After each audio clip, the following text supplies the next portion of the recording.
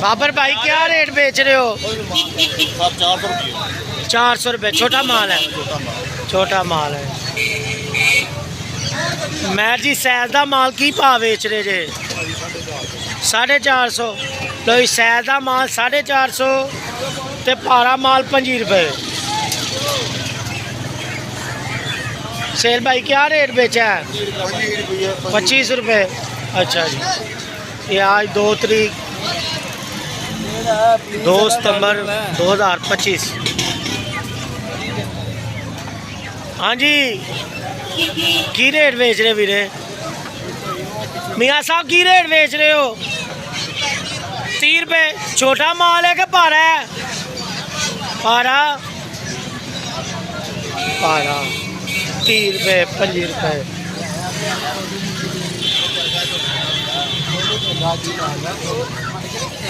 यही छदा भाई शेख साहब, छदे क्या रेट बेचा आपने? क्या रेट बेचा यार? पता मैं इसमें इन्वॉल्व नहीं होता यार। वो वैसे बता रहे। नहीं मैं नहीं बता सकता यार। वो पठान छुट्टी पे है ना आज। पठान मेरी तरफ से फौत हो गए, मुझे भी कोई मसला। अच्छा रेट बात कान में बता रहे। मैं ये छदे भाई के पास 2 किलो का माल था, इन्होंने 30 रुपये बेचा है।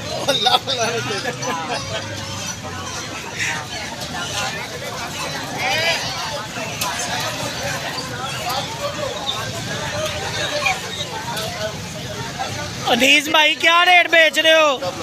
क्या रेट बेच रहे हो? 410 रुपये।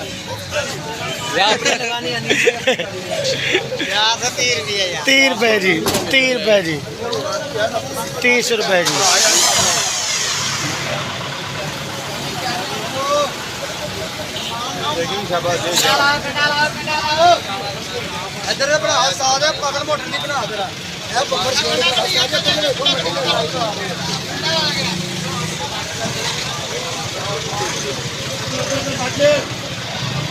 चाचू पप्पू की भाव पाया है? पारा माल पारा की भाव पाया है? 30 रुपये।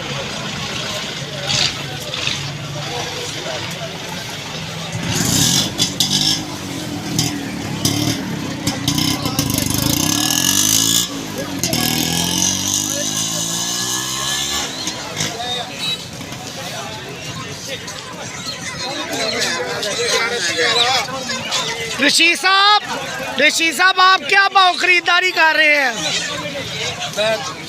आप क्या भाव खरीदारी कर रहे हैं? 25। आपने क्या भाव? 25 रुपये लिया है। लो जी 25 रुपये।